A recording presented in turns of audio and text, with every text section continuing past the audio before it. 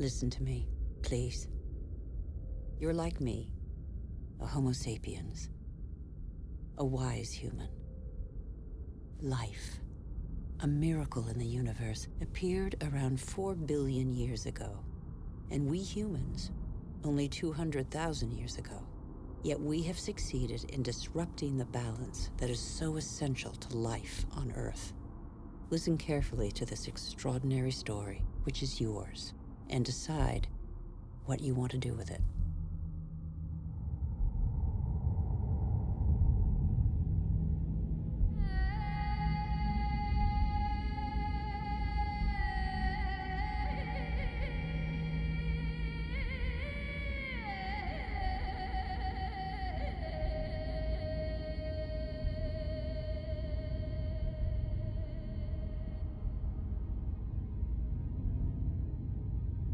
These are traces of our origins. At the beginning, our planet was no more than a chaos of fire, formed in the wake of its star, the sun. A cloud of agglutinated dust particles, similar to so many similar clusters in the universe. Yet this was where the miracle of life occurred.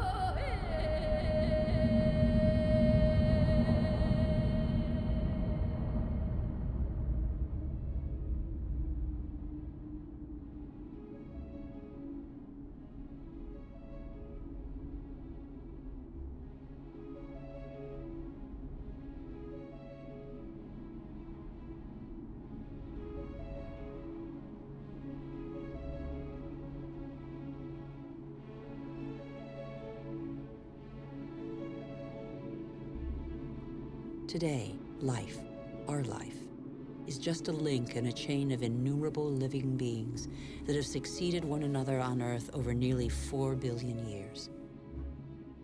And even today, new volcanoes continue to sculpt our landscapes. They offer a glimpse of what our Earth was like at its birth. Molten rock surging from the depths, solidifying, cracking, blistering or spreading in a thin crust, before falling dormant for a time.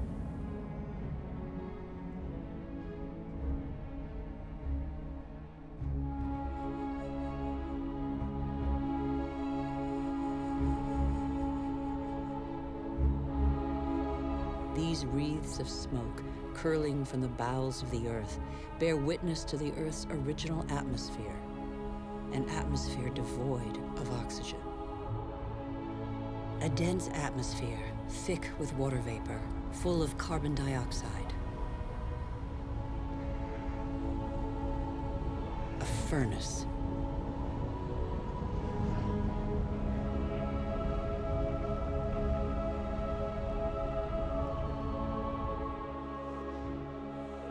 But the Earth had an exceptional future, offered to it by water. At the right distance from the sun, not too far, not too near, the Earth was able to conserve water in liquid form. Water vapor condensed and fell in torrential downpours on Earth, and rivers appeared.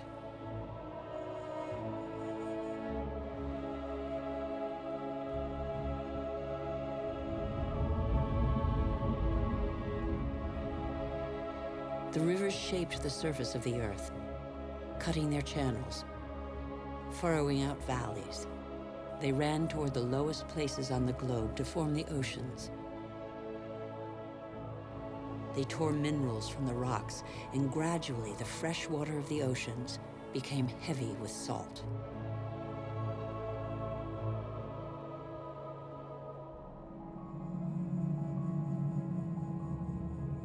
Water is a vital liquid. It irrigated these sterile expanses.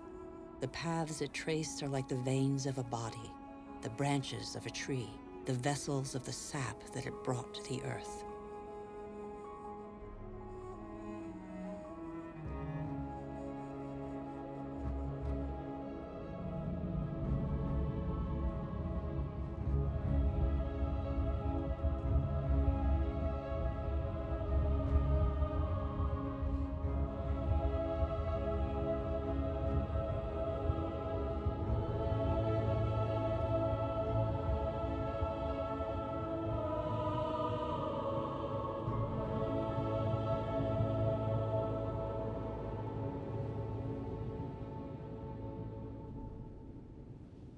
Nearly 4 billion years later, somewhere on Earth can still be found these works of art left by the volcano's ash mixed with water from Iceland's glaciers.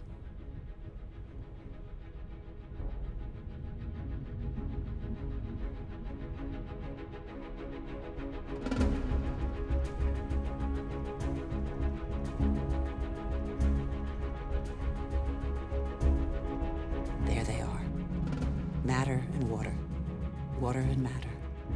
Soft and hard combined, the crucial alliance shared by every life form on our planet.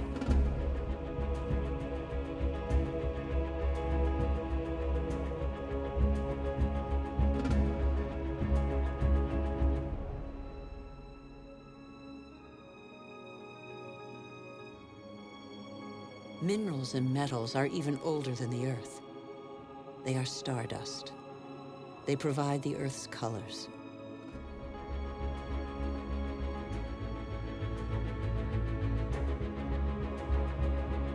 Red from iron, black from carbon, blue from copper, yellow from sulfur.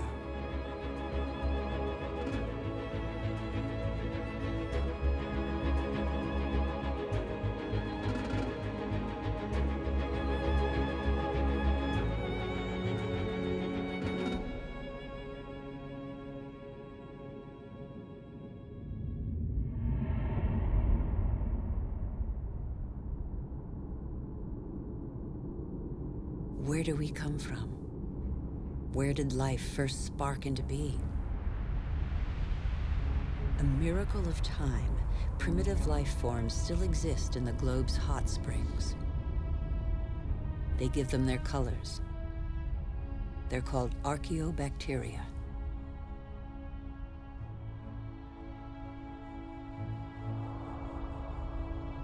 They all feed off the Earth's heat, all except the cyanobacteria, or blue-green algae.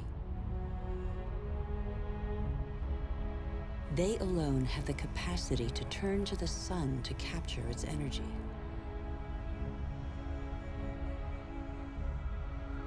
They are a vital ancestor of all yesterday's and today's plant species.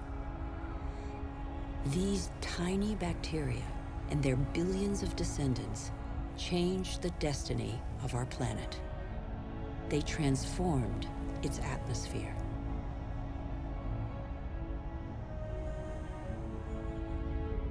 What happened to the carbon that poisoned the atmosphere? It's still here, imprisoned in the Earth's crust. We can read this chapter of the Earth's history nowhere better than on the walls of Colorado's Grand Canyon. They reveal nearly 2 billion years of the Earth's history. Once upon a time, the Grand Canyon was a sea inhabited by microorganisms. They grew their shells by tapping into carbon from the atmosphere dissolved in the ocean. When they died, the shells sank and accumulated on the seabed.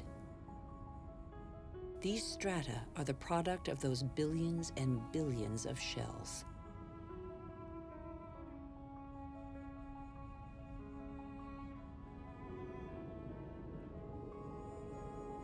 Thanks to them, the carbon drained from the atmosphere and other life forms could develop.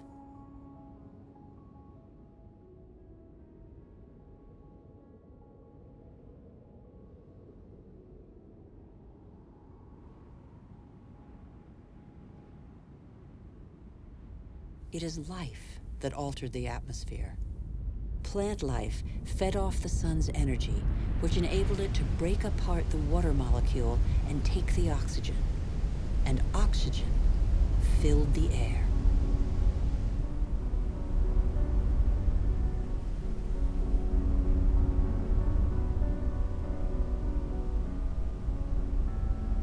The Earth's water cycle is a process of constant renewal. Waterfalls, water vapor, clouds, rain, springs, rivers, seas, oceans, glaciers. The cycle is never broken. There's always the same quantity of water on Earth. All the successive species on Earth have drunk the same water. The astonishing matter that is water, one of the most unstable of all. It takes a liquid form as running water, gaseous as vapor, or solid as ice.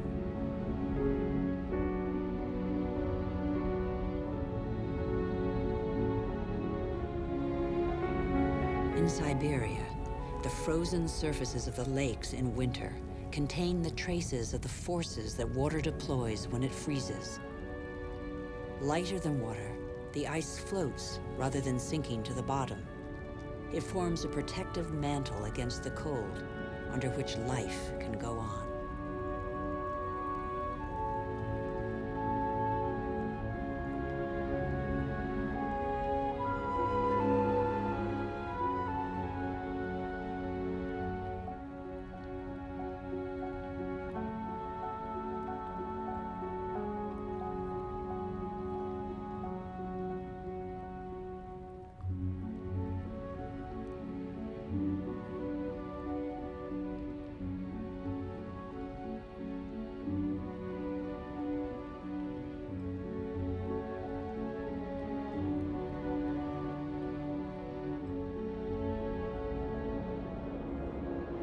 The engine of life is linkage. Everything is linked. Nothing is self-sufficient. Water and air are inseparable, united in life and for our life on Earth.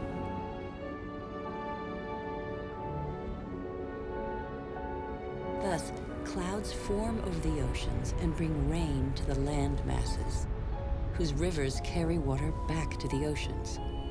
Sharing is everything.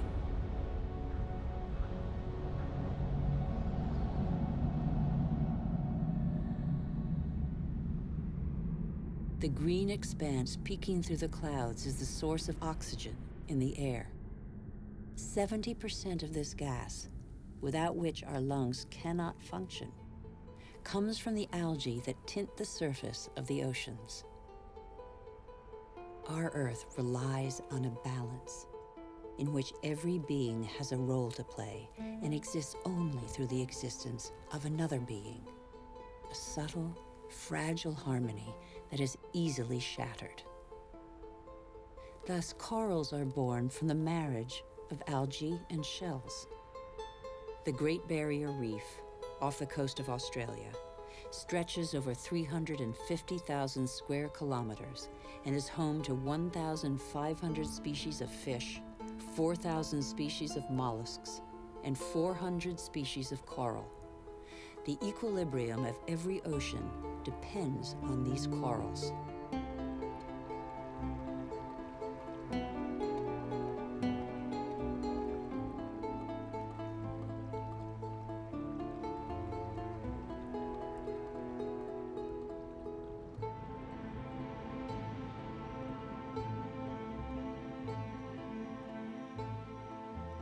The Earth counts time in billions of years. It took more than 4 billion years for it to make trees. In the chain of species, trees are a pinnacle, a perfect living sculpture. Trees defy gravity. They are the only natural element in perpetual movement toward the sky. They grow unhurriedly toward the sun that nourishes their foliage.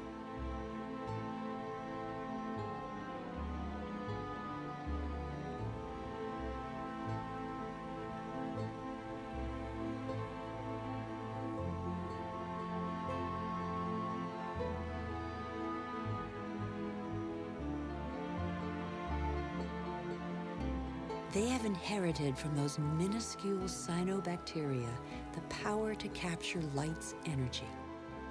They store it and feed off it, turning it into wood and leaves, which then decompose into a mixture of water, mineral, vegetable, and living matter. And so, gradually, the soils that are indispensable to life are formed.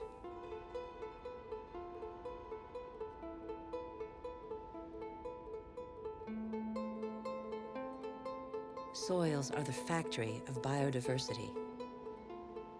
They are a world of incessant activity where microorganisms feed, dig, aerate, and transform. They make the humus, the fertile layer to which all life on land is linked.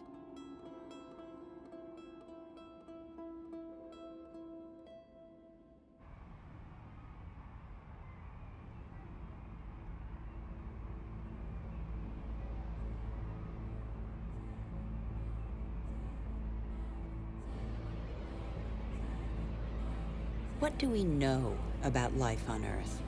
How many species are we aware of? 1/10 of them? 100th, perhaps? What do we know about the bonds that link them? The Earth is a miracle. Life remains a mystery.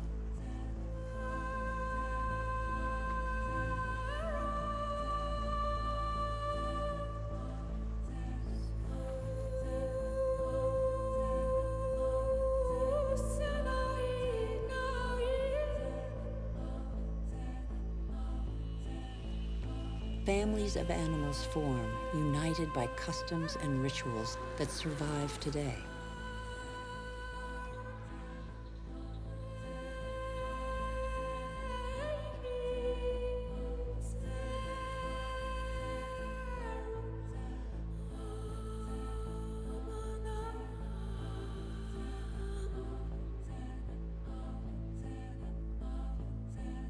Some adapt to the nature of their pasture, and their pasture adapts to them. And both gain. The animal sates its hunger, and the tree can blossom again.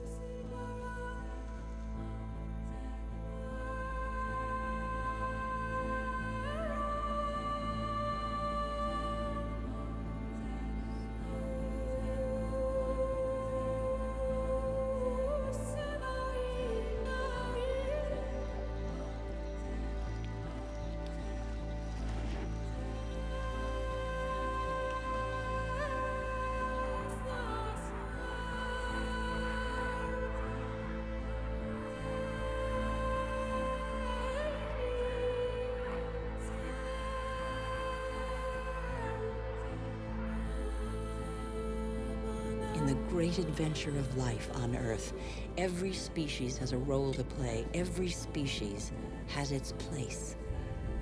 None is futile or harmful. They all balance out.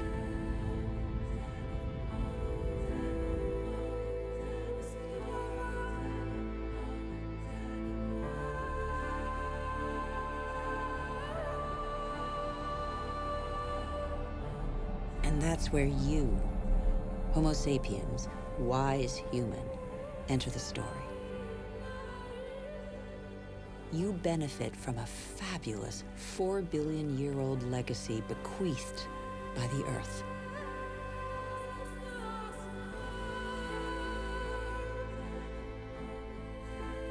You're only 200,000 years old, but you have changed the face of the world. Despite your vulnerability, you have taken possession of every habitat and conquered swaths of territory like no other species before you.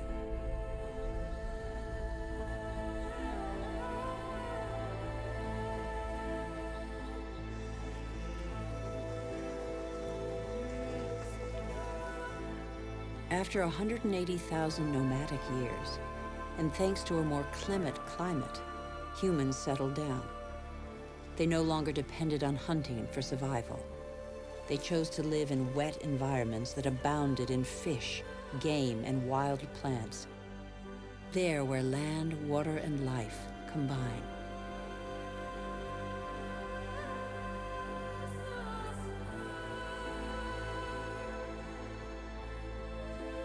Human genius inspired them to build canoes,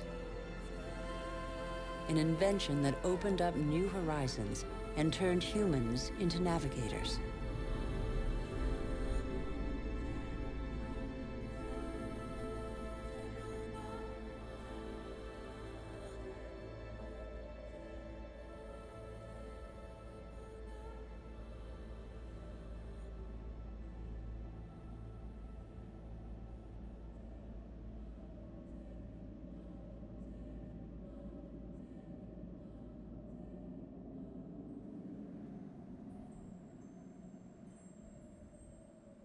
Even today, the majority of humankind lives on the continent's coastlines or the banks of rivers and lakes.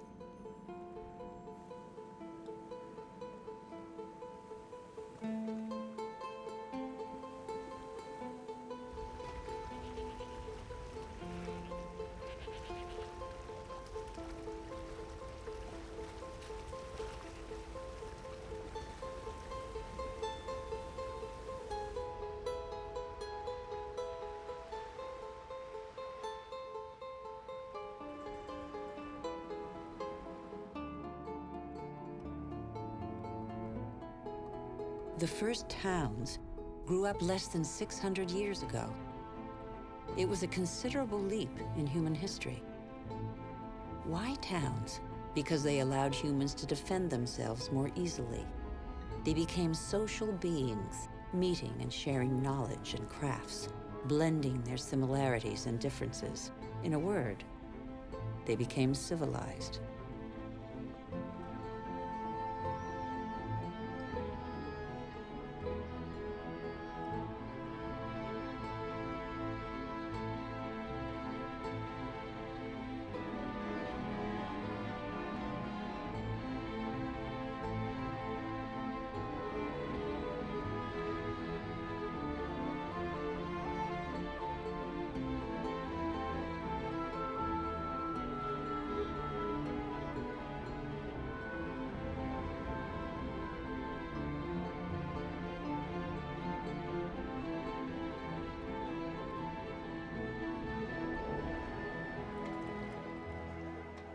But the only energy at their disposal was provided by nature and the strength of their bodies.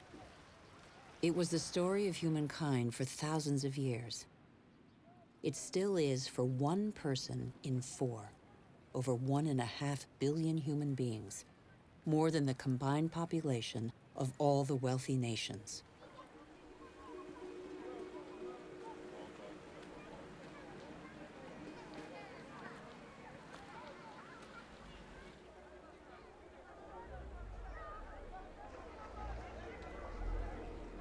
Taking from the earth only the strictly necessary.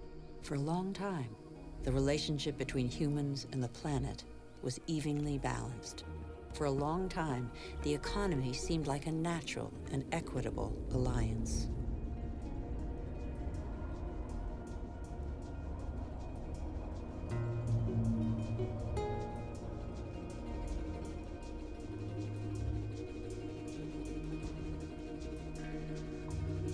But life expectancy is short, and hard labor takes its toll. The uncertainties of nature weigh on daily life. Education is a rare privilege. Children are a family's only asset, as long as every extra pair of hands is a necessary contribution to its subsistence.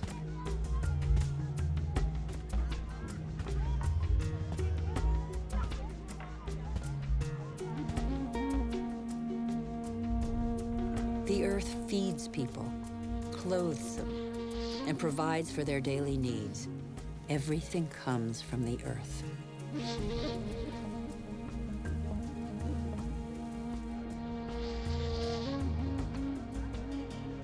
Towns change humanity's nature as well as its destiny. The farmer becomes a craftsman, trader, or peddler.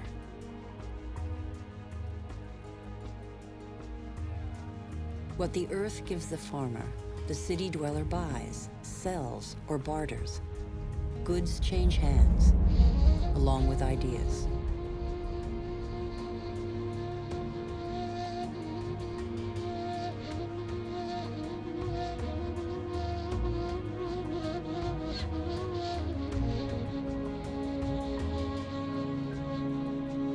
Humanity's genius is to have always had a sense of its weakness. Humans tried to extend the frontiers of their territory, but they knew their limits. The physical energy and strength with which nature had not endowed them was found in the animals they domesticated to serve them.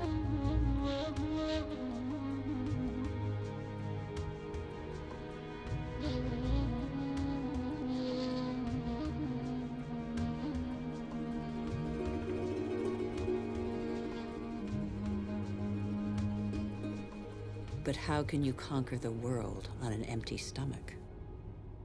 The invention of agriculture transformed the future of the wild animals scavenging for food that were humankind. Agriculture turned their history on end. Agriculture was their first great revolution. Developed barely 8,000 to 10,000 years ago, it changed their relationship to nature.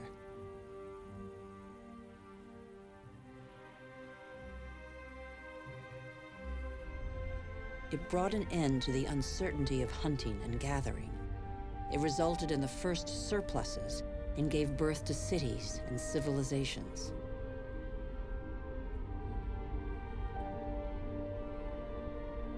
For their agriculture, humans harnessed the energy of animal species and plant life, from which they at last extracted the profits.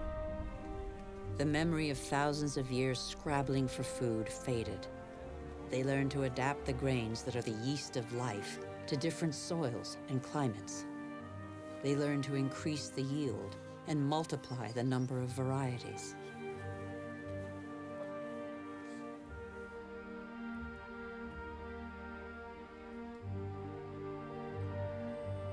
Like every species on Earth, the principal daily concern of all humans is to feed themselves and their family. When the soil is less generous and water becomes scarce, humans deploy prodigious efforts to mark a few arid acres with the imprint of their labor.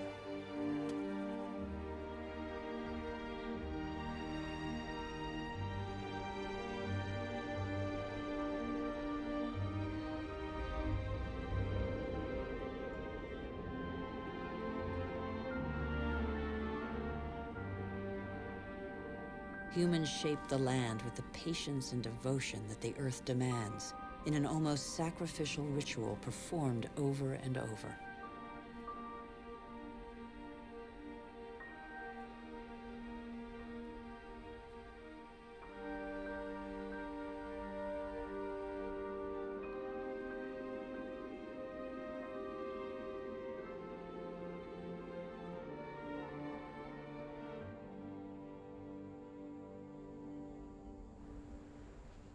Agriculture is still the world's most widespread occupation. Half of humankind tills the soil, over 3/4 of them by hand. Agriculture is like a tradition handed down from generation to generation in sweat, graft, and toil, because for humanity, it is a prerequisite of survival. But after relying on muscle power for so long, humankind found a way to tap into the energy buried deep in the earth. These flames are also from plants, a pocket of sunlight, pure energy, the energy of the sun, captured over millions of years by millions of plants more than 100 million years ago. It's coal, it's gas, and above all, it's oil.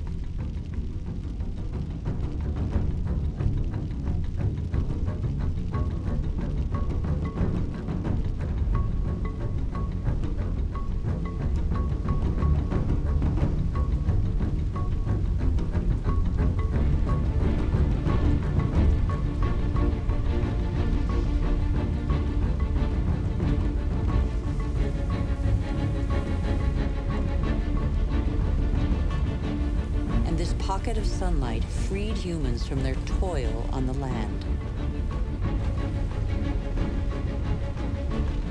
With oil began the era of humans who break free of the shackles of time.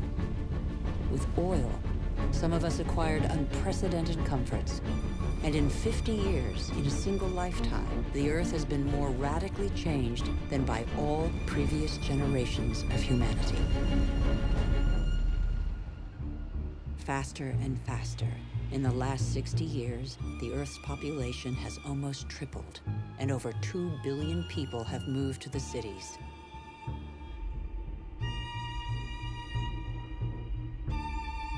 Faster and faster. Shenzhen in China, with its hundreds of skyscrapers and millions of inhabitants, was just a small fishing village barely 40 years ago.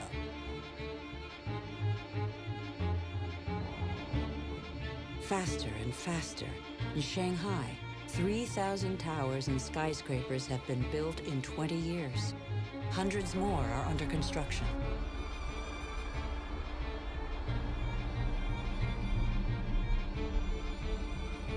Today, over half of the world's 7 billion inhabitants live in cities.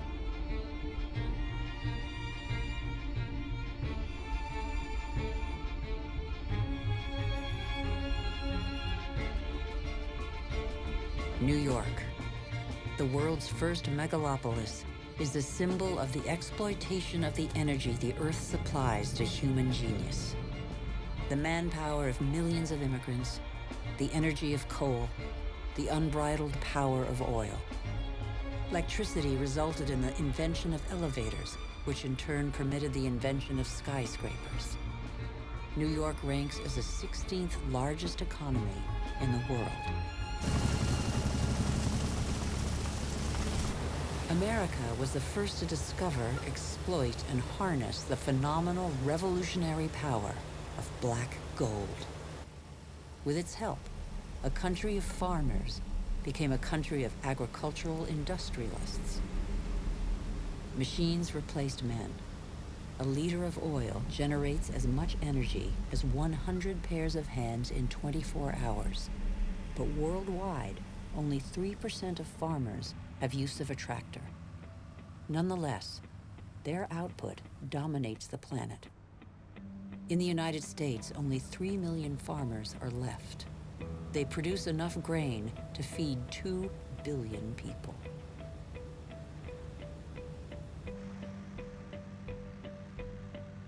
But most of that grain is not used to feed people. Here, and in all other industrialized nations, it's transformed into livestock feed or biofuels.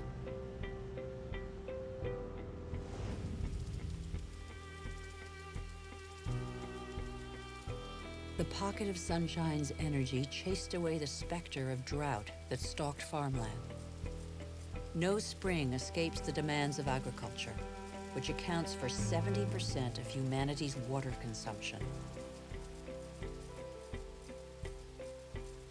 In nature, everything is linked.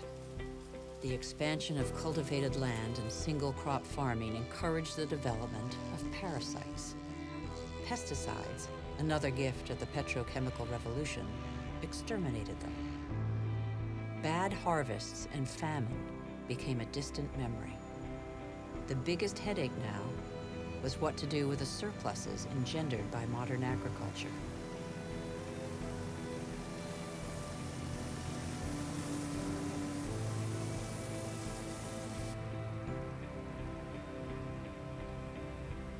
But toxic pesticides seeped into the air, soil, plants, animals, rivers, and oceans. They penetrated the heart of cells similar to the mother cell that is shared by all forms of life. Are they harmful to the humans that they released from hunger? These farmers, in their yellow protective suits, probably have a good idea.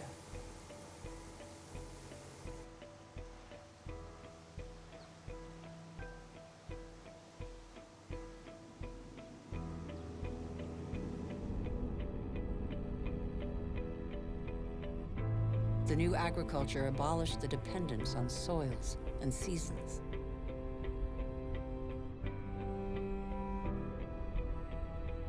Fertilizers produced unprecedented results on plots of land thus far ignored.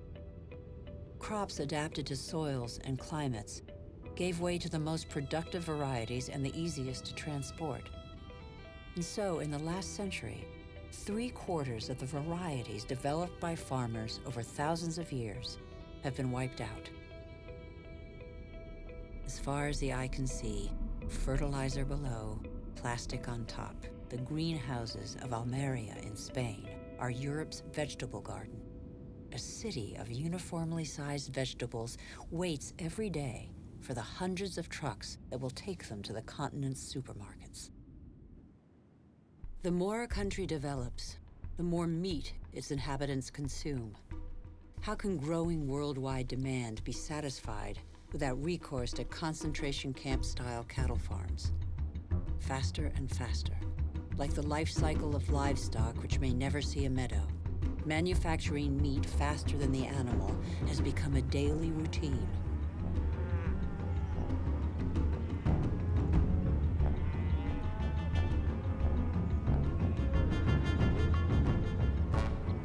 In these vast food lots trampled by millions of cattle, not a blade of grass grows. A fleet of trucks from every corner of the country brings in tons of grain, soy meal, and protein-rich granules that will become tons of meat. The result is that it takes 100 liters of water to produce 1 kilogram of potatoes, 4,000 for 1 kilo of rice, and 13,000 for 1 kilo of beef, not to mention the oil guzzled in the production process and transport.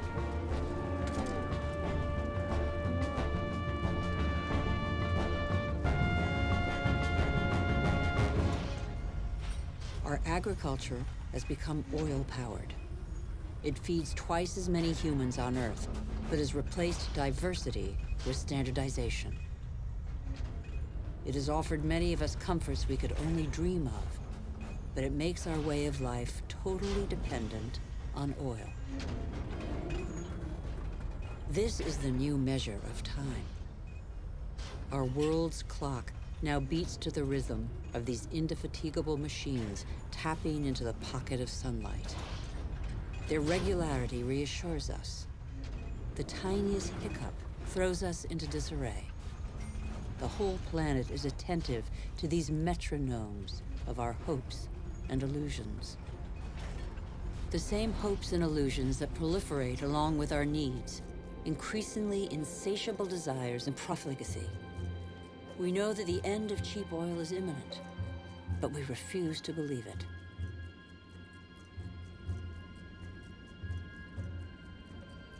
For many of us, the American dream is embodied by a legendary name, Los Angeles. In this city that stretches over 100 kilometers, the number of cars is almost equal to the number of inhabitants.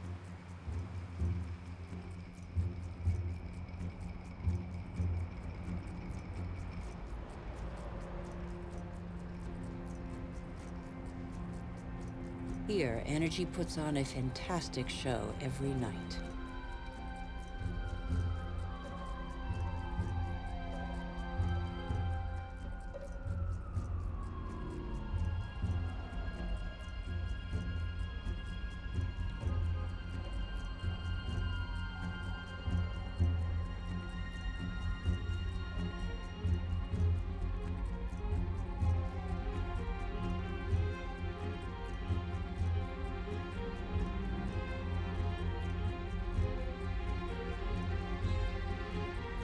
The days seem to be no more than the pale reflection of nights that turn the city into a starry sky. Faster and faster, distances are no longer counted in miles, but in minutes. The automobile shapes new suburbs where every home is a castle, a safe distance from the asphyxiated city centers, and where neat rows of houses huddle round dead-end streets. The model of a lucky few countries has become a universal dream preached by televisions all over the world.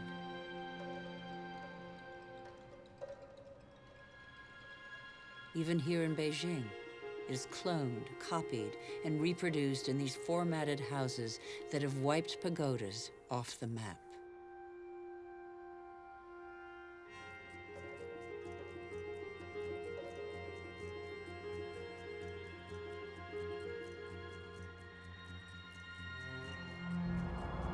The automobile has become the symbol of comfort and progress.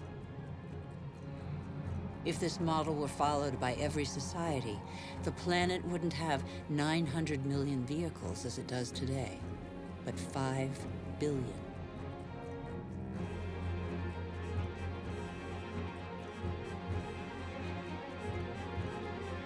Faster and faster. The more the world develops, the greater its thirst for energy. Everywhere, machines dig, bore, and rip from the Earth the pieces of stars buried in its depths since its creation. Minerals.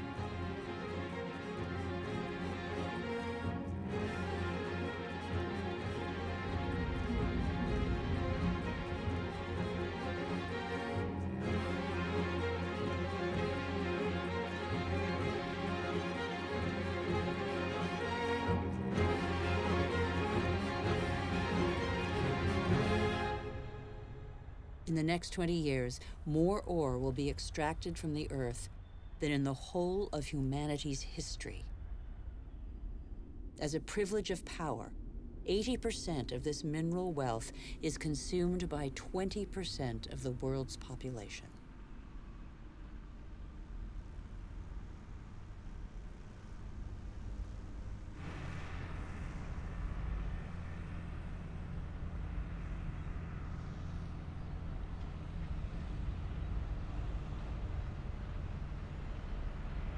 Before the end of this century, excessive mining will have exhausted nearly all the planet's reserves.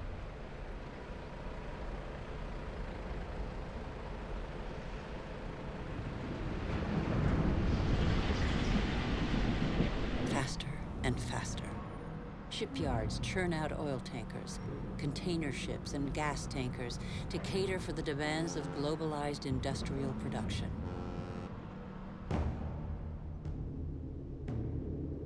Most consumer goods travel thousands of kilometers from the country of production to the country of consumption. Since 1950, the volume of international trade has increased 20 times over.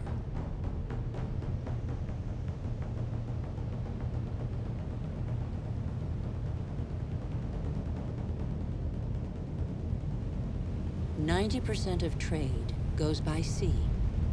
500 million containers are transported every year, headed for the world's major hubs of consumption, such as Dubai. Dubai is one of the biggest construction sites in the world, a country where the impossible becomes possible, building artificial islands in the sea, for example.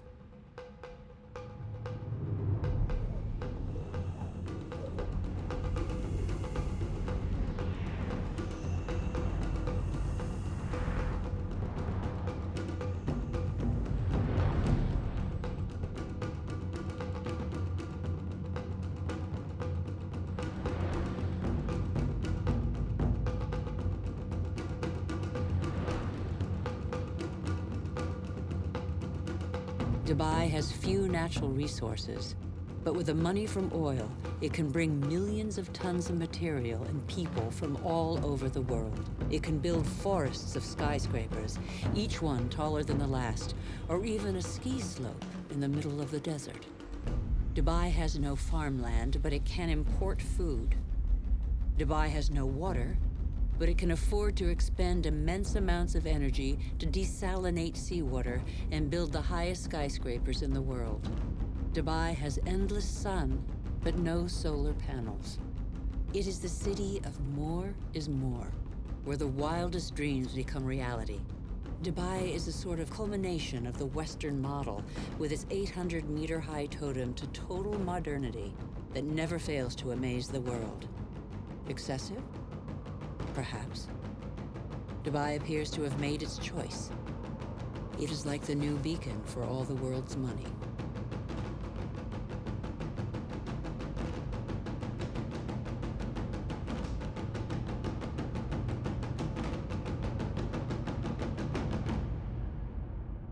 Nothing seems further removed from nature than Dubai, although nothing depends on nature more than Dubai.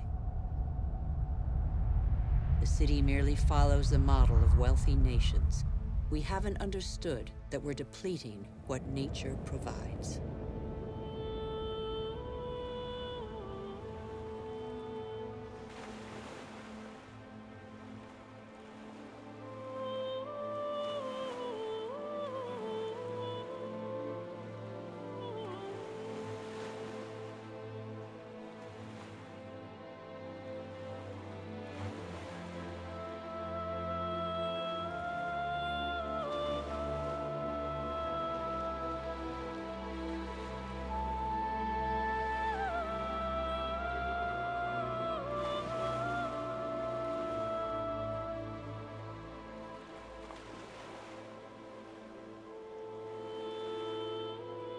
What do we know of the marine world of which we see only the surface and which covers 3/4 of the planet?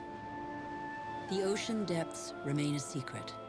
They contain thousands of species whose existence remains a mystery to us.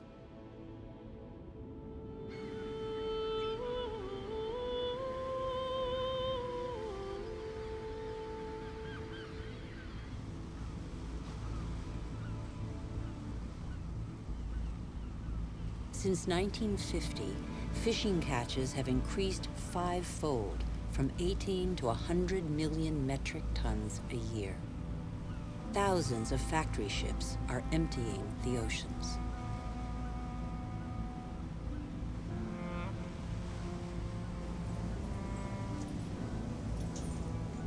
Three-quarters of fishing grounds are exhausted, depleted, or in danger of being so.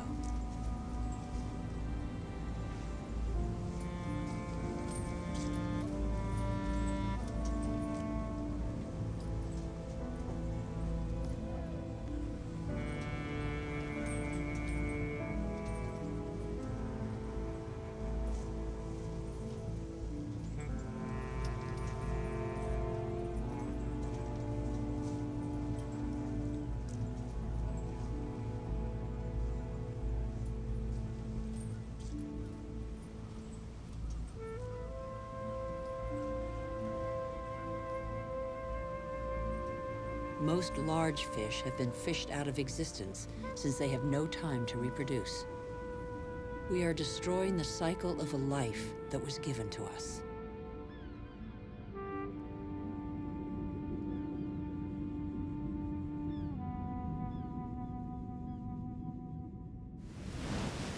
On the coastlines, signs of the exhaustion of stocks abound. First sign, colonies of sea mammals are getting smaller.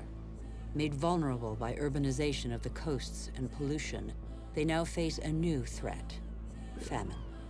In their unequal battle against industrial fishing fleets, they can't find enough fish to feed their young.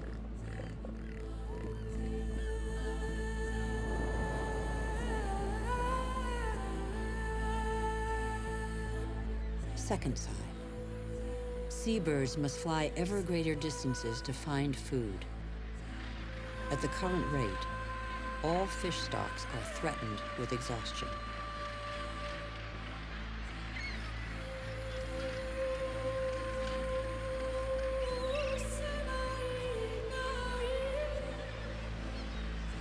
In Dakar, traditional net fishing boomed in the years of plenty, but today, fish stocks are dwindling.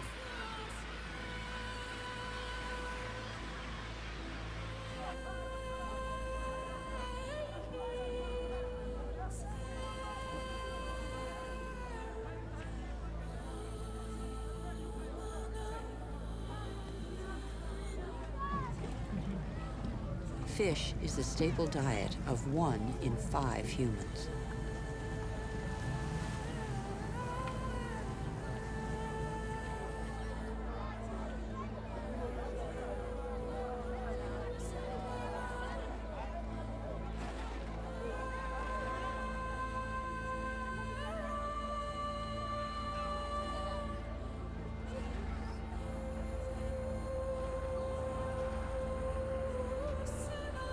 Can we envision the inconceivable?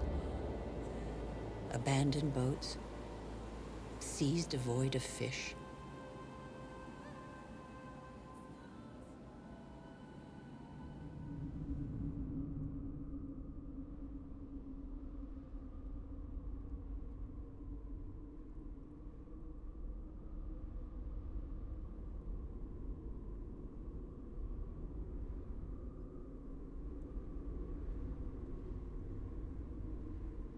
we have forgotten that resources are scarce.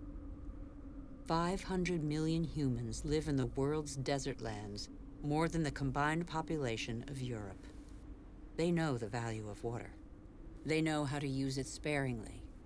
Here, they depend on wells replenished by fossil water, which accumulated underground in the days when it rained on these deserts, 25,000 years ago.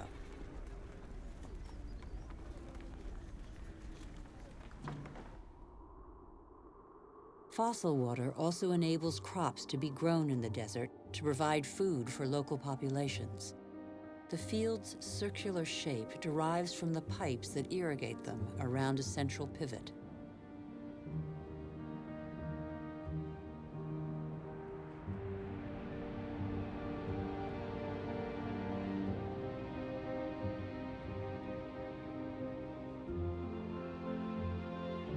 But there is a heavy price to pay. Fossil water is a non-renewable resource.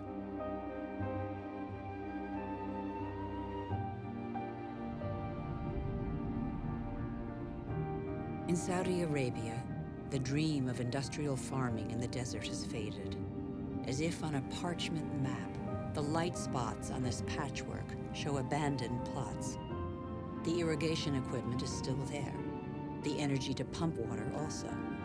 But the fossil water reserves are severely depleted.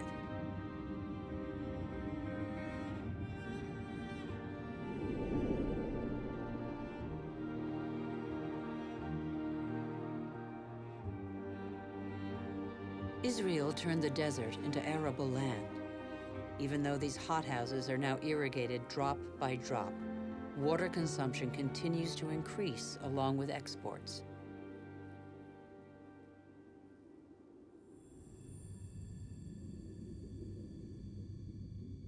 The once mighty River Jordan is now just a trickle.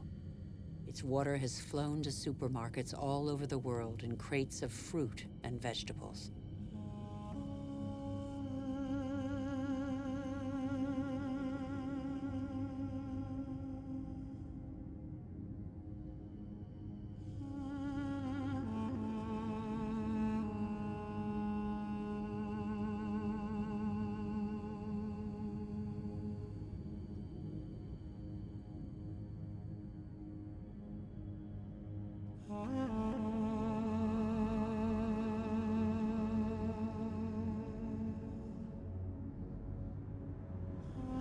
The Jordan's fate is not unique. Across the planet, one major river in 10 no longer flows into the sea for several months of the year.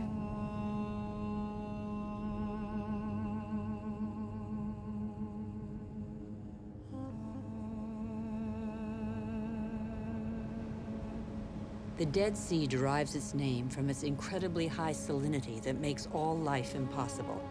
Deprived of the Jordan's water, its level goes down by over 1 meter per year. Its salinity is increasing. Evaporation, due to the heat, produces these fine islands of salt evaporates, beautiful but sterile.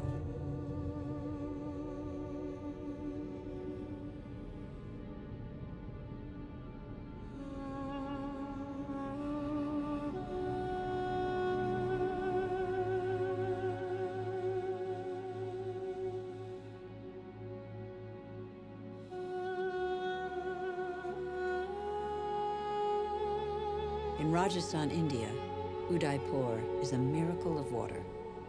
The city was made possible by a system of dams and channels that created an artificial lake.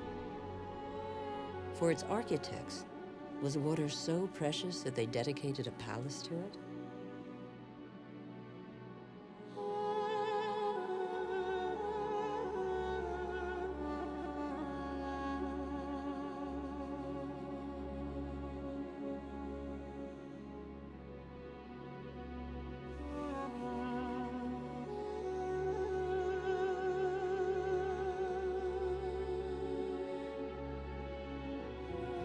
India risks being the country that suffers most from the lack of water in the coming century.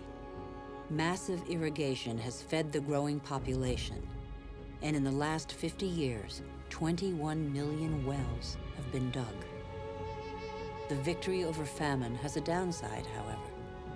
In many parts of the country, the drill has to sink ever deeper to hit water.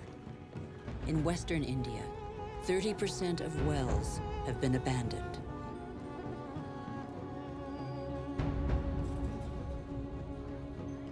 The underground aquifers are drying out.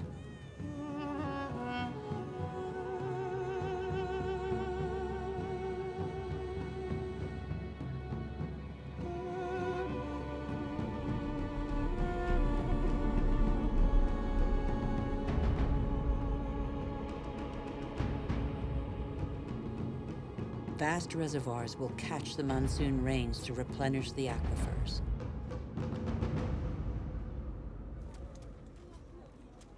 In dry season, women from local villages dig them with their bare hands.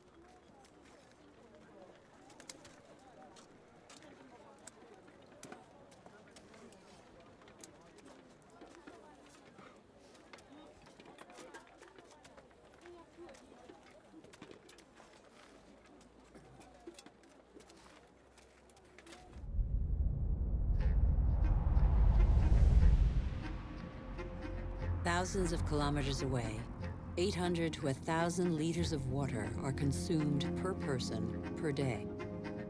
Las Vegas was built out of the desert. Millions of people live there. Thousands more arrive every month. The inhabitants of Las Vegas are among the biggest consumers of water in the world.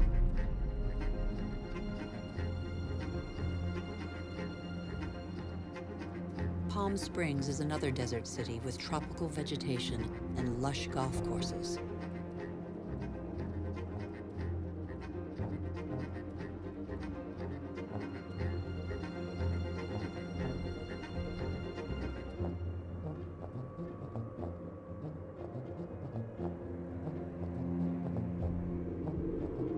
How long can this mirage continue to prosper?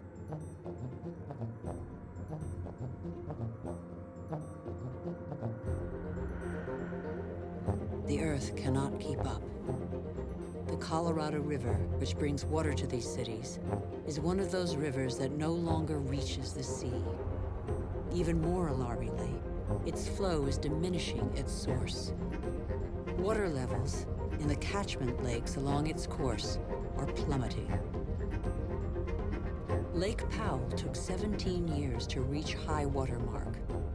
Its level is now half of that. Water shortages could affect nearly 2 billion people before 2025. Yet water is still abundant in unspoiled regions of the planet.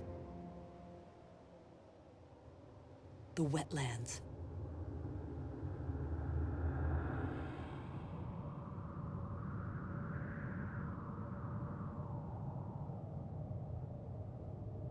These wetlands are crucial to all life on Earth. They represent 6% of the planet. Marshes are sponges that regulate the flow of water. They absorb it in the wet season and release it in the dry season.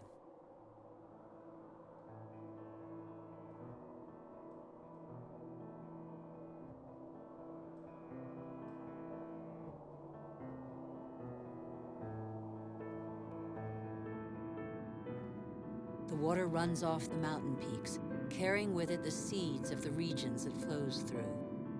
This process gives birth to unique landscapes where the diversity of species is unequaled in its richness.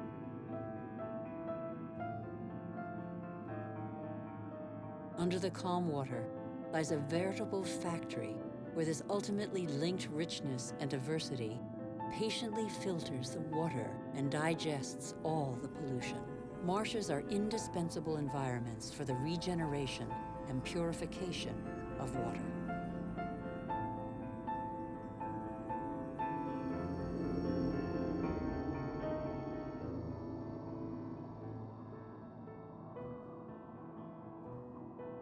These wetlands were always seen as unhealthy expanses, unfit for human habitation.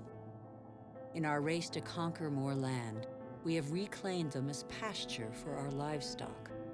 or as land for agriculture or building.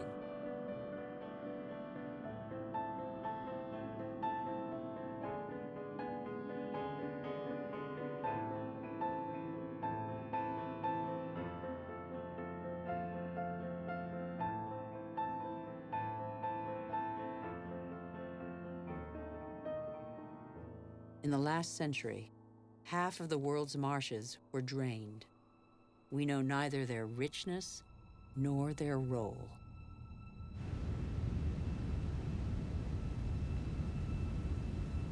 All living matter is linked.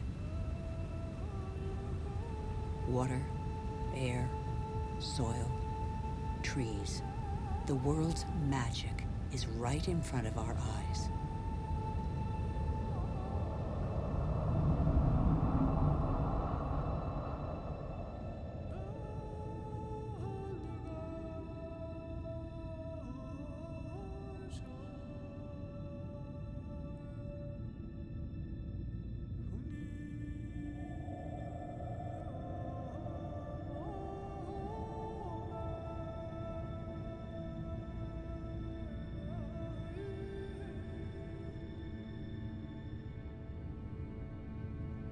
Trees breathe groundwater into the atmosphere as light mist.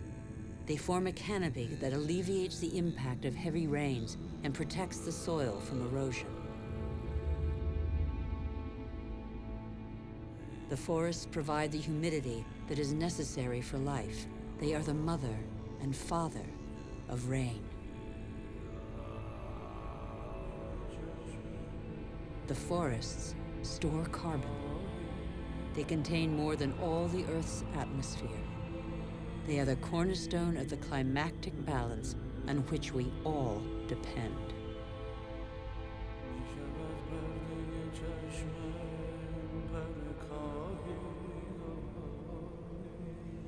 Trees provide a habitat for 3/4 of the planet's biodiversity.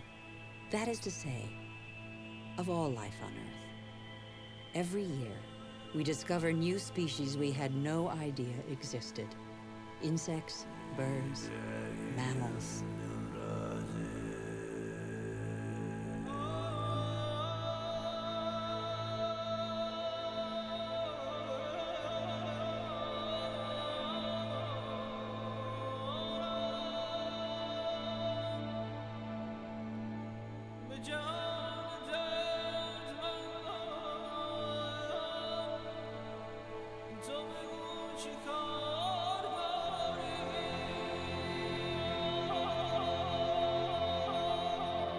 These forests provide the remedies that cure us.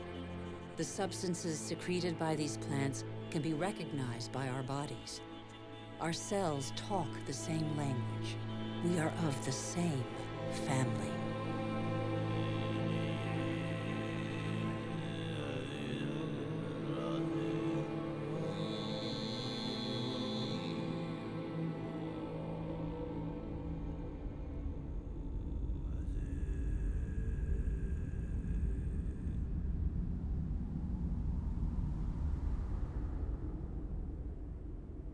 Mangroves are forests that step out onto the sea.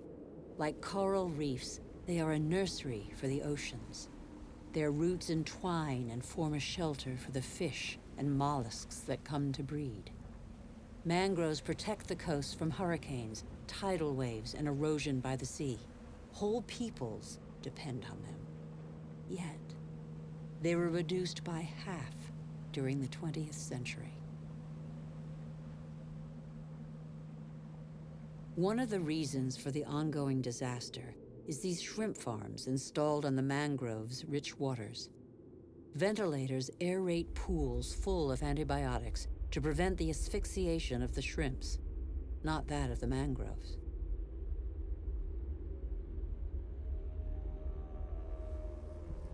Since the 1960s, deforestation has constantly gathered pace. Every year, 13 million hectares of tropical forest, an area the size of Illinois, disappear in smoke and as lumber.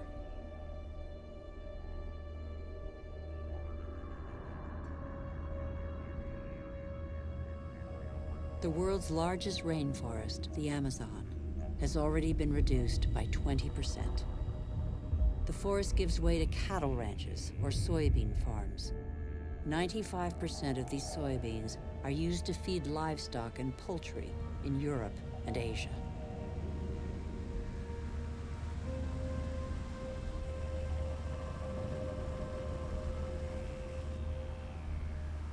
And so, a forest is turned into meat.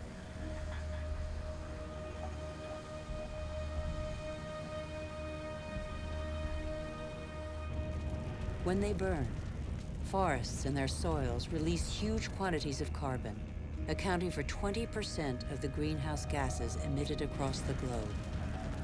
Deforestation is one of the principal causes of global warming.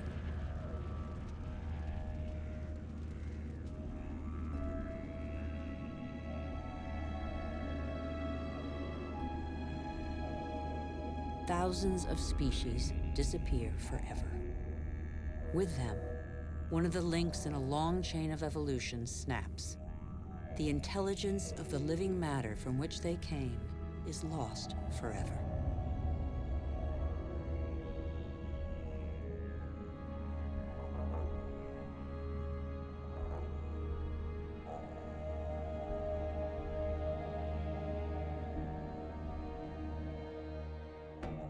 Barely 20 years ago, Borneo, the fourth largest island in the world, was covered by a vast primary forest.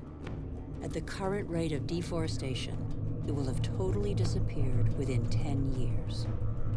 Living matter bonds water, air, earth, and the sun. In Borneo, this bond has been broken in what was one of the Earth's greatest reservoirs of biodiversity.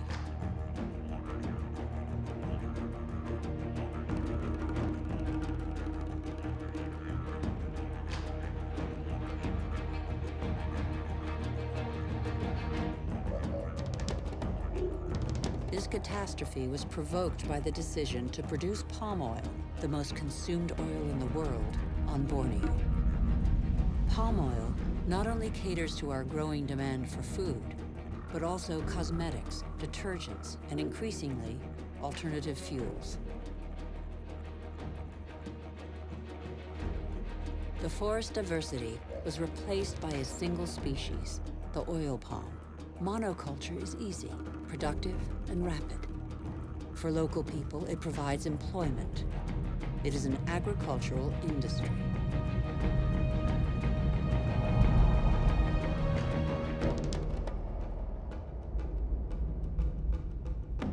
Another example of massive deforestation is the eucalyptus. Eucalyptus is used to make paper pulp. Plantations are growing as demand for paper has increased fivefold in 50 years.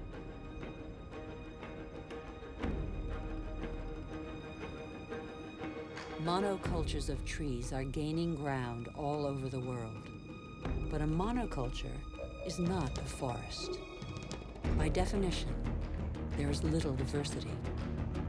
One forest does not replace another forest.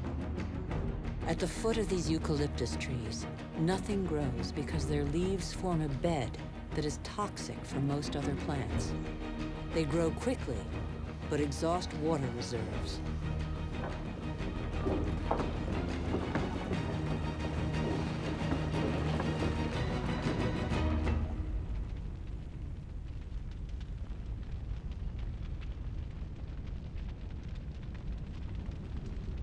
Soybeans, palm oil, eucalyptus trees. Deforestation destroys the essential to produce the superfluous. But elsewhere, deforestation is a last resort to survive.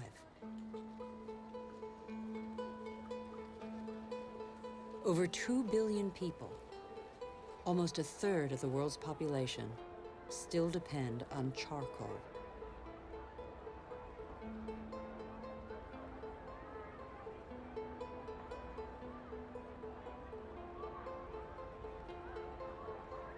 In Haiti, one of the world's poorest countries, charcoal is one of the population's main consumables. Once the pearl of the Caribbean, Haiti can no longer feed its population without foreign aid.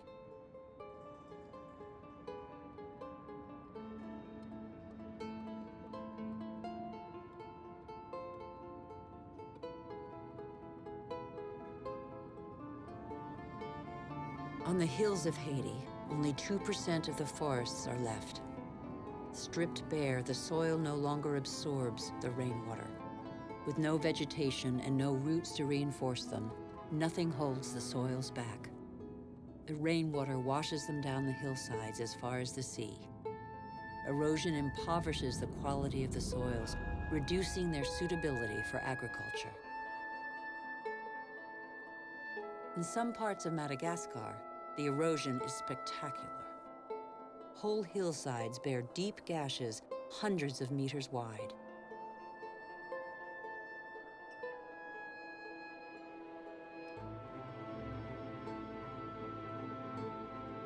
Thin and fragile, soil is made by living matter.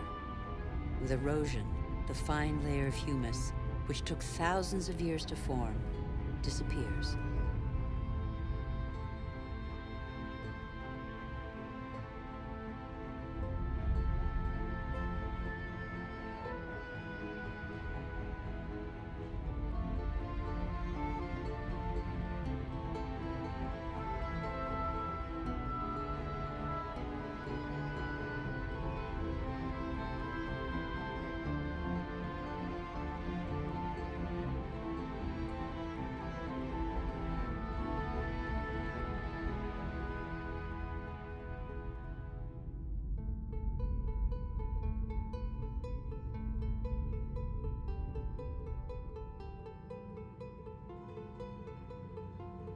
Here's one theory of the story of the Rapa Nui, the inhabitants of Easter Island, that could perhaps give us pause for thought.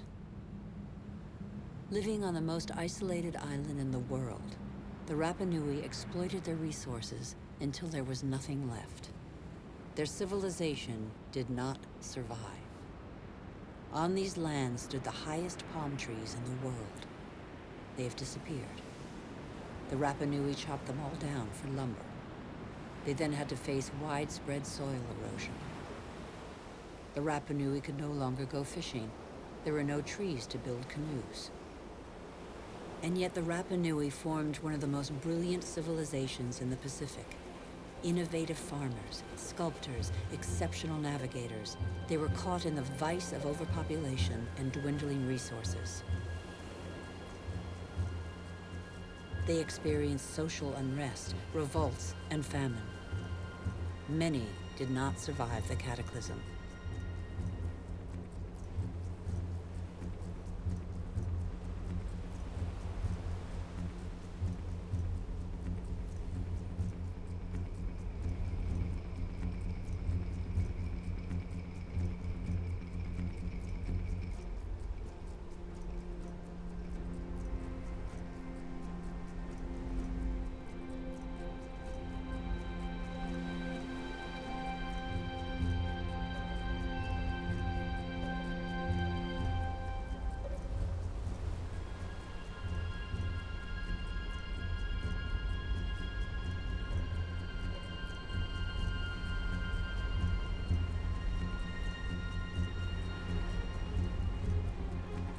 The real mystery of Easter Island is not how its strange statues got there.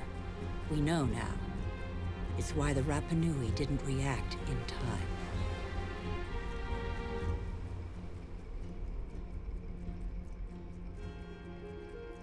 It's only one of a number of theories, but it has particular relevance to us today. Since 1950, the world's population has almost tripled.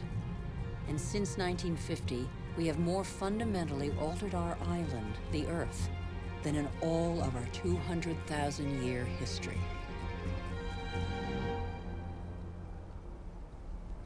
Nigeria is the biggest oil exporter in Africa, and yet 70% of the population lives under the poverty line. The wealth is there, but the country's inhabitants don't have access to it. The same is true all over the globe. Half the world's poor live in resource-rich countries.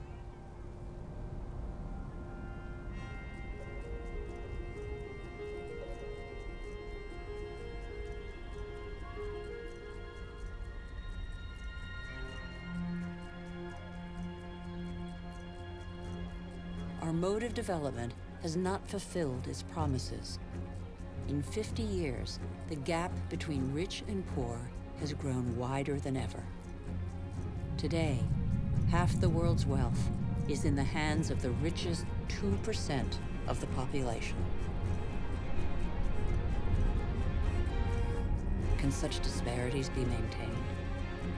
They're the cause of population movements whose scale we have yet to fully realize.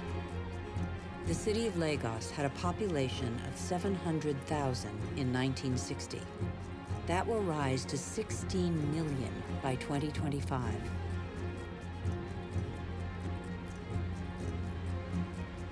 Lagos is one of the fastest growing megalopolises in the world. The new arrivals are mostly farmers forced off the land for economic or demographic reasons, or because of diminishing resources.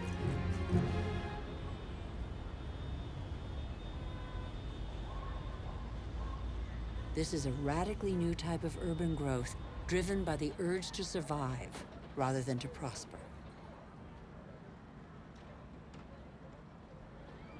Every week, over 1 million people swell the populations of the world's cities.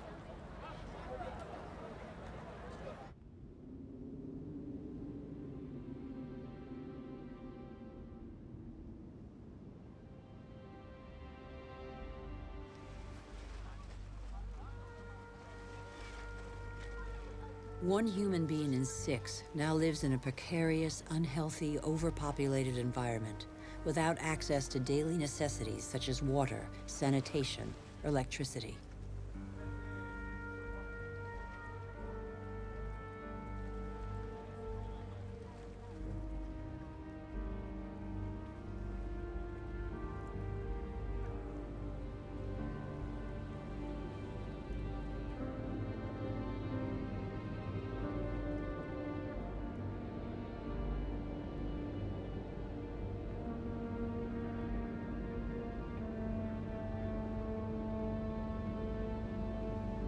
Hunger is spreading once more. It affects nearly 1 billion people.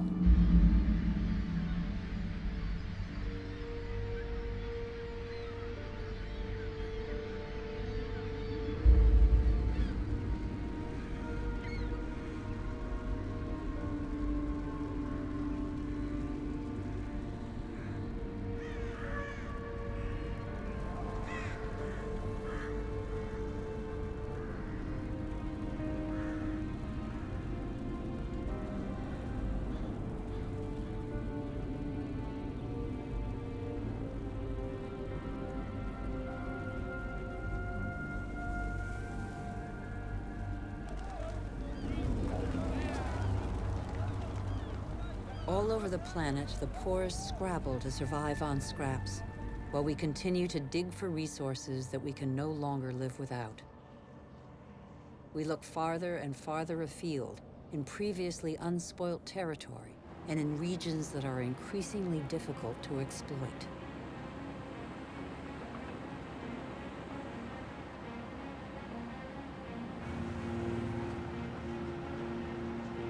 We're not changing our model. Oil might run out.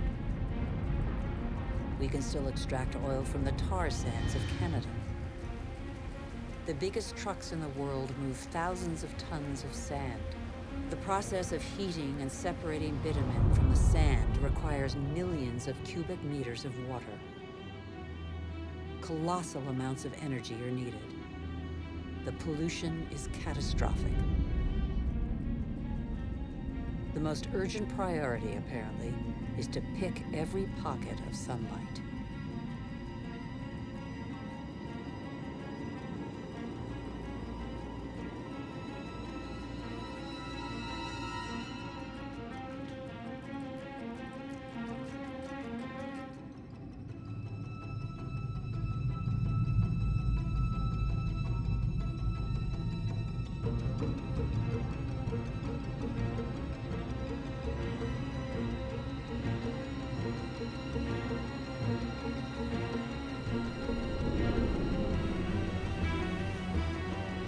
Our oil tankers are getting bigger and bigger.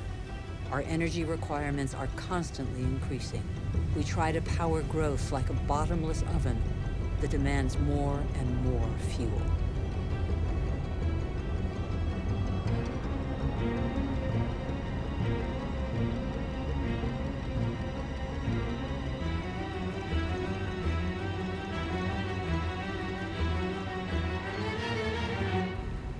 It's all about carbon. In a few decades, the carbon that made our atmosphere a furnace and that nature captured over millions of years, allowing life to develop, will have largely been pumped back out. The atmosphere is heating up. It would have been inconceivable for a boat to be here just a few years ago. Transport, industry, deforestation, agriculture. Our activities release gigantic quantities of carbon dioxide. Without realizing it, molecule by molecule, we have upset the Earth's climatic balance.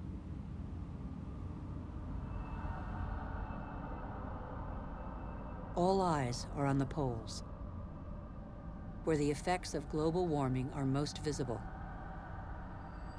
It's happening fast, very fast. The Northwest Passage that connects America, Europe, and Asia via the pole is opening up. The Arctic ice cap is melting.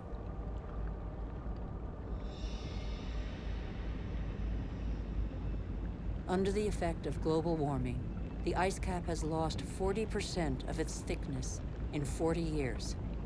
Its surface area in the summer shrinks year by year. It could disappear before 2030. Some predictions suggest 2015. Soon these waters will be free of ice several summer months a year.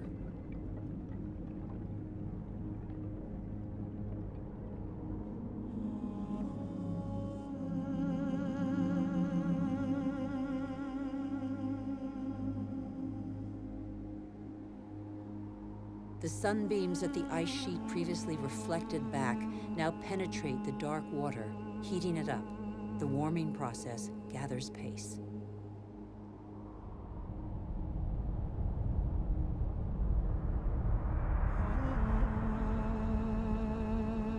This ice contains the records of our planet. The concentration of carbon dioxide hasn't been so high for several 100,000 years. Humanity has never lived in an atmosphere like this.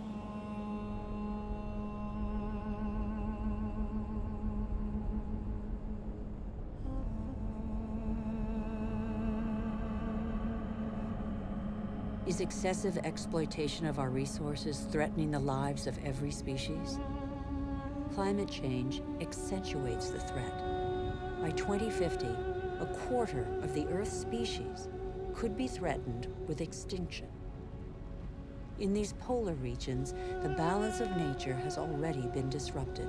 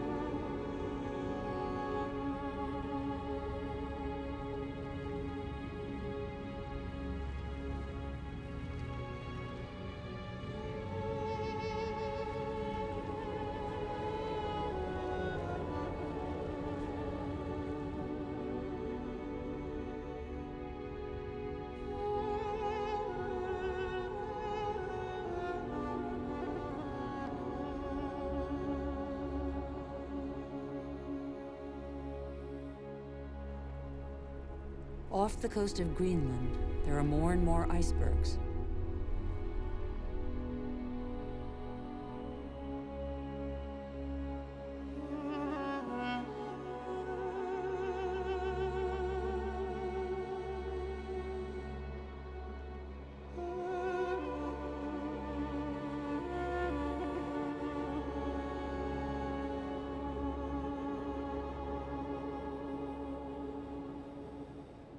Around the North Pole, the ice cap has lost 30% of its surface area in 30 years.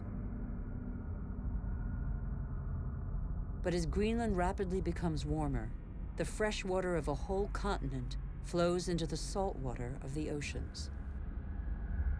Greenland's ice contains 20% of the fresh water of the whole planet. If it melts, sea levels will rise by nearly 7 meters.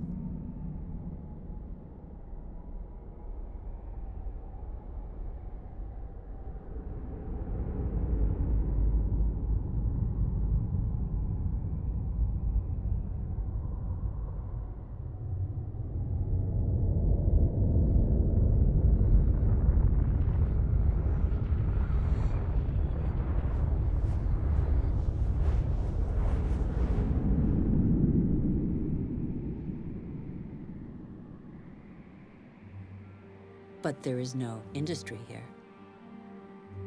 Greenland's ice sheet suffers from greenhouse gases emitted elsewhere on Earth. Our ecosystem doesn't have borders. Wherever we are, our actions have repercussions on the whole Earth. The atmosphere of our planet is an indivisible whole. It is an asset we share. On Greenland's surface, lakes are appearing on the landscape. The ice cap has begun to melt at a speed that even the most pessimistic scientists did not envision 10 years ago.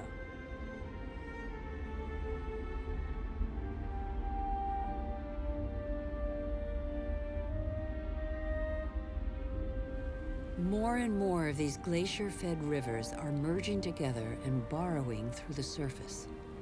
It was thought the water would freeze in the depths of the ice. On the contrary, it flows under the ice, carrying the ice sheet into the sea, where it breaks into icebergs.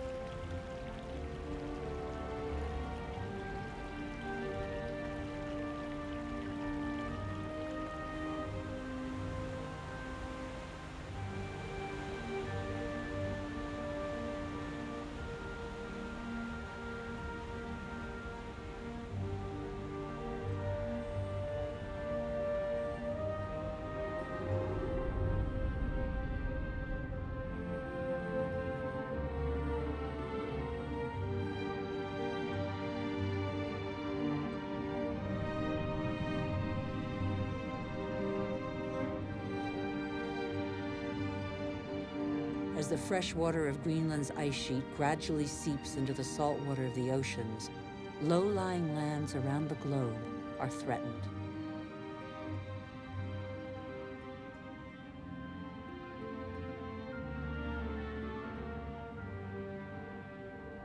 Sea levels are rising. Water expanding as it gets warmer caused, in the 20th century alone, a rise of 20 centimeters. Everything becomes unstable. Coral reefs, for example, are extremely sensitive to the slightest change in water temperature. 30% have disappeared. They are an essential link in the chain of species.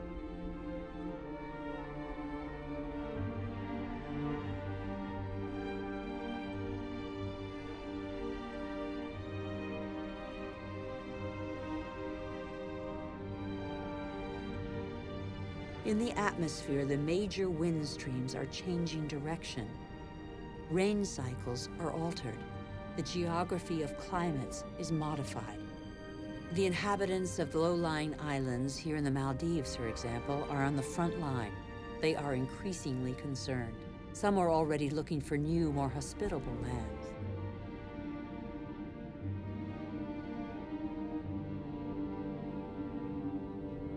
If sea levels continue to rise faster and faster, what will major cities like Tokyo, the world's most populous city, do?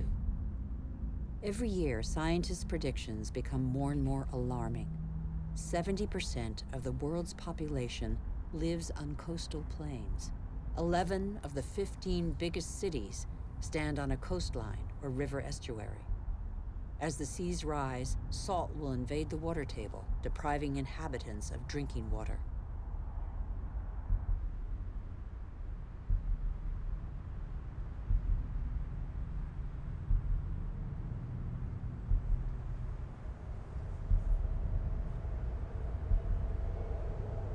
Migratory phenomena are inevitable. The only uncertainty concerns their scale.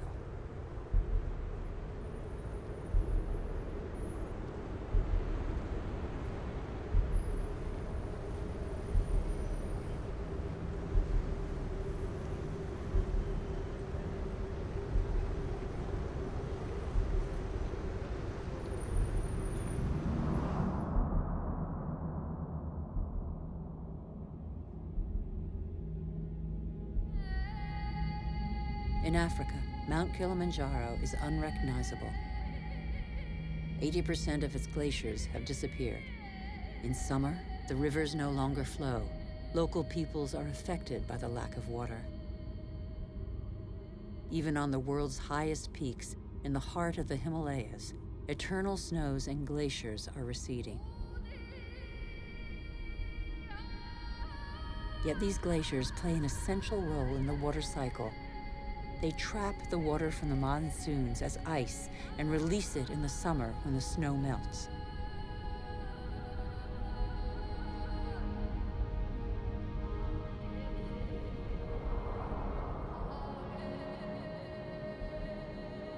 The glaciers of the Himalayas are the source of all the great Asian rivers, the Indus, Ganges, Mekong, Yangtze-Kiang.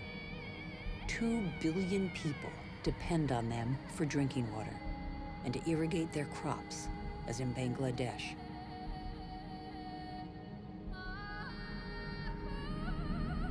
On the delta of the Ganges and Brahmaputra, Bangladesh is directly affected by the phenomena occurring in the Himalayas and at sea level. This is one of the most populous and poorest countries in the world. It is already hit by global warming. The combined impact of increasingly dramatic floods and hurricanes could make 1/3 of its landmass disappear. When populations are subjected to these devastating phenomena, they eventually move away.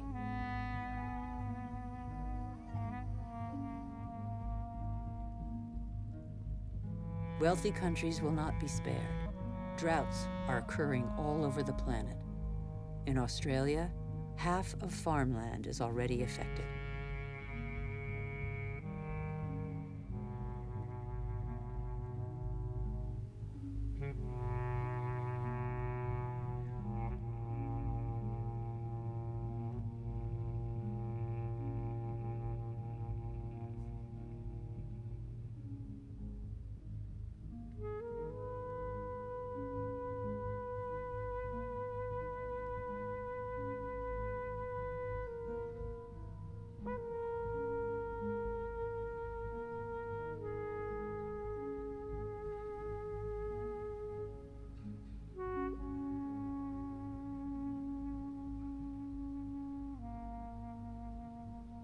We are in the process of compromising the climactic balance that has allowed us to develop over 12,000 years.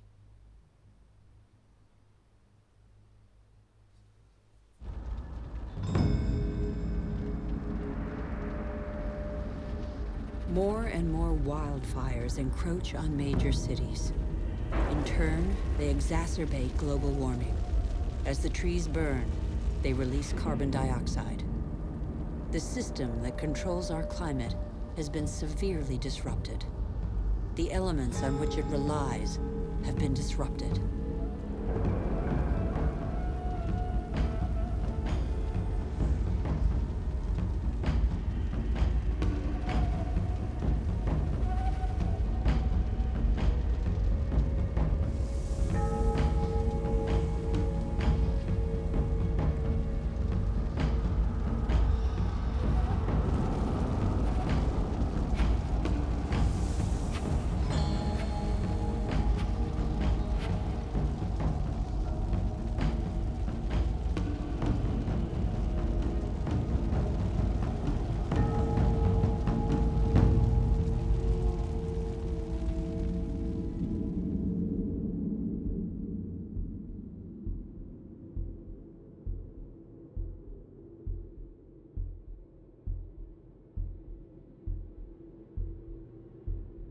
The clock of climate change is ticking in these magnificent landscapes.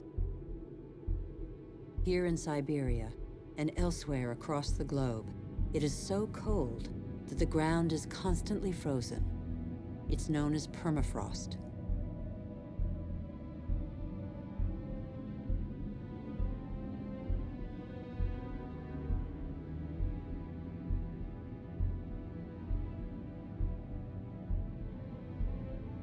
Under its surface lies a climactic time bomb, methane, a greenhouse gas 20 times more powerful than carbon dioxide. If the permafrost melts, the methane released would cause the greenhouse effect to race out of control with consequences no one can predict.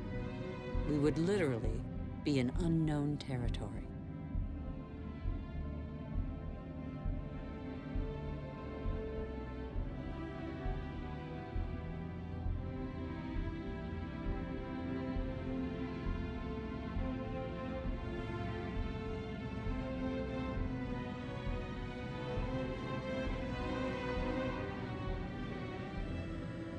Humanity has no more than 10 years to reverse the trend and avoid crossing into this territory, life on Earth as we have never known it.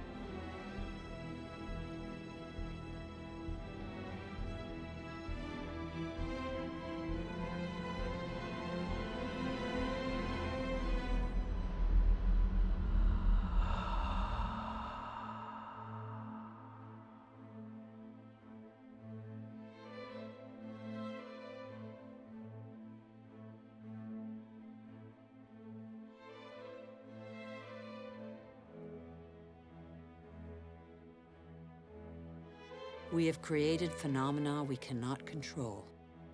Since our origins, water, air, and forms of life are intimately linked. But recently, we have broken those links. Let's face the facts. We must believe what we know. All that we have just seen is a reflection of human behavior. We have shaped the Earth in our image. We have very little time to change. How can this century carry the burden of 9 billion human beings if we refuse to be called to account for everything we alone have done?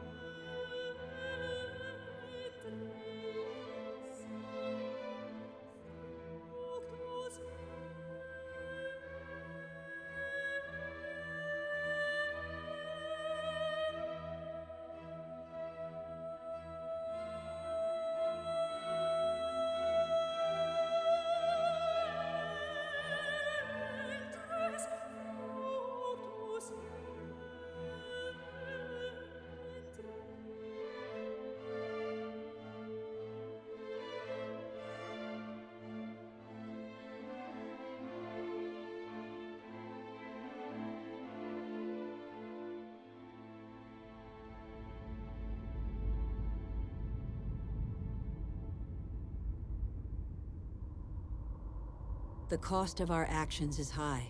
Others pay the price without having been actively involved. I have seen refugee camps as big as cities, sprawling in the desert. How many men, women, and children will be left by the wayside tomorrow? Must we always build walls to break the chain of human solidarity, separate peoples, and protect the happiness of some from the misery of others? It's too late to be a pessimist. I know that a single human can knock down every wall. It's too late to be a pessimist.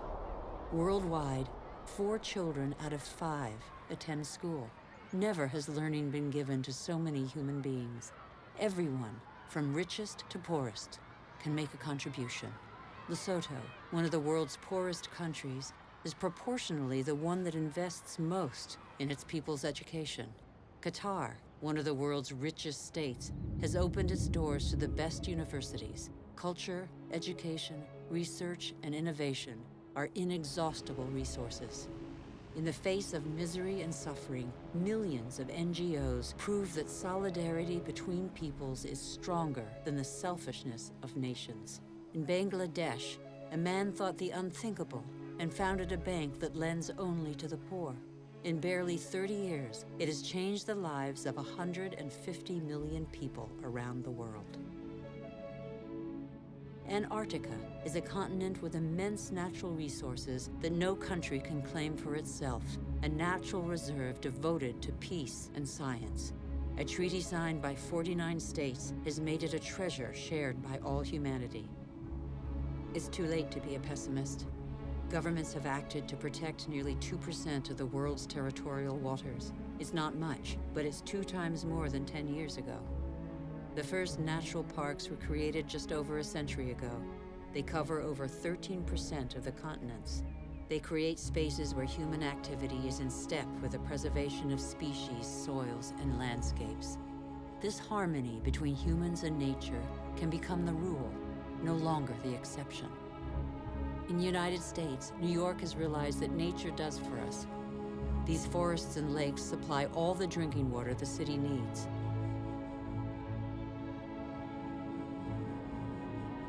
In South Korea, the forests have been devastated by war. Thanks to a national reforestation program, they once more cover 65% of the country. More than 75% of paper is recycled.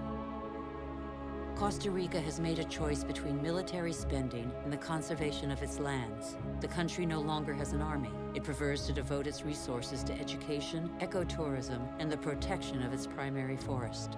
Gabon is one of the world's leading producers of wood. It enforces selective logging, not more than 1 tree every hectare. Its forests are one of the country's most important economic resources, but they have the time to regenerate. Programs exist that guarantee sustainable forest management. They must become mandatory.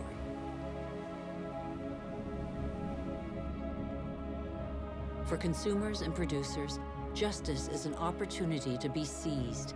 When trade is fair, when both buyer and seller benefit, everybody can prosper and earn a decent living.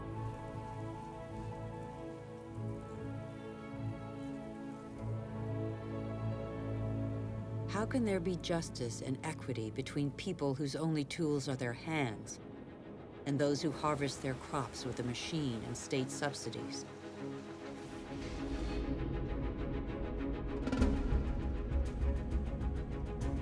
Let's be responsible consumers.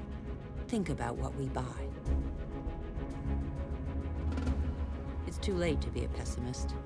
I've seen agriculture on a human scale. It can feed the whole planet if meat production doesn't take the food out of people's mouths.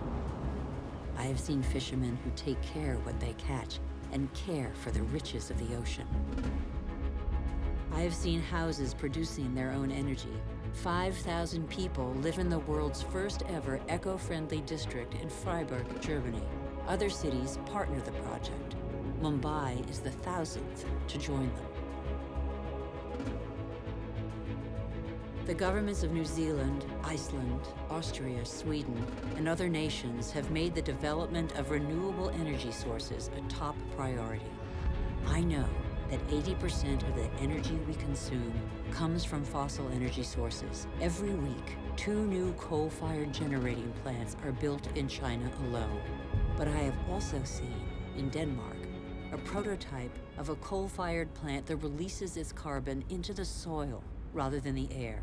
A solution for the future? Nobody knows yet. I have seen in Iceland an electricity plant powered by the Earth's heat, geothermal power. I have seen a sea snake lying on the swell to absorb the energy of the waves and produce electricity.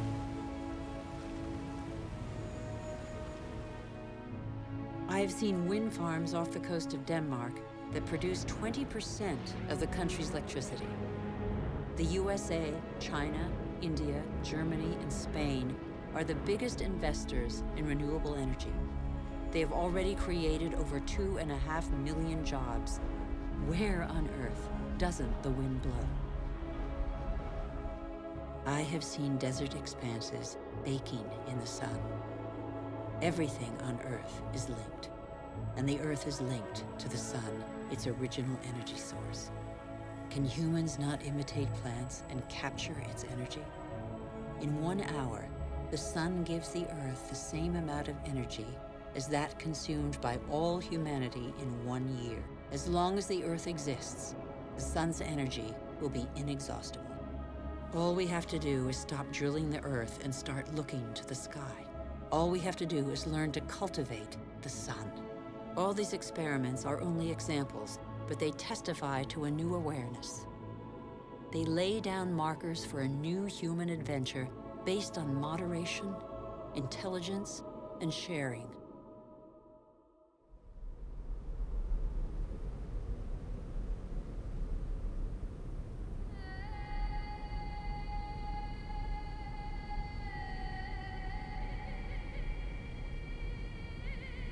It's time to come together.